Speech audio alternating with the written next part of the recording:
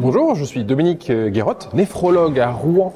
Je suis heureux d'intervenir au JHTA 2024 sur le thème de l'hypertension artérielle, de la polykystose rénale autosomique dominante.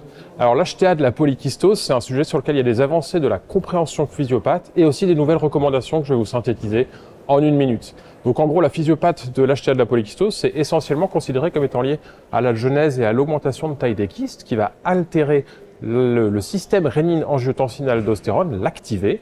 Il va également y avoir une activation du système nerveux sympathique. Et ce que l'on sait depuis peu, c'est qu'il y a une dysfonction endothéliale qui est spécifique à la polykystose et qui apparaît très tôt. Ça explique que dans cette maladie, vous ayez 1/3 des enfants qui aient une hypertension artérielle et que la moitié des patients polykystiques ont une HTA à l'âge de 35 ans. Alors les recommandations ont évolué et donc en 2025 vont sortir les KDIGO de la polykystose. Ces recommandations proposent une cible de pression artérielle très basse, inférieure à 110/75 chez les patients d'âge jeune qui ont une fonction rénale préservée, pour faire simple. Le traitement de première ligne, les bloqueurs du système rénine-angiotensin, les autres traitements sont mal codifiés.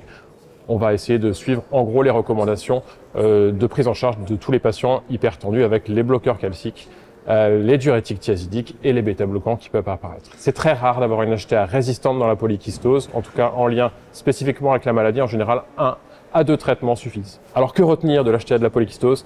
C'est fréquent, ça apparaît tôt, c'est lié à une activation du système rénine-angiotensin, mais pas seulement, aussi à une atteinte spécifique de la maladie avec une dysfonction endothéliale, et ça se prend en charge de façon assez agressif sur les cibles tensionnelles et en privilégiant les bloqueurs du système rénine-angiotensin.